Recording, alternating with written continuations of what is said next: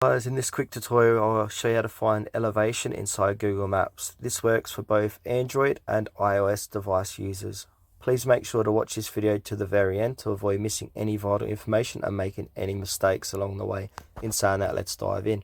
Alright, the first thing you need to do is head over to your Google Maps app on your phone. Type in the location where you'd like to view the elevation. So for this example, I'm going to do Mount Everest, like so. And now, to find the elevation, simply zoom in and you'll see all these lines that appear.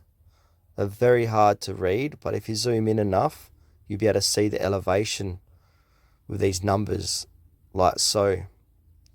So if I zoom in more, you'll see these numbers disappear. It's got to be the right...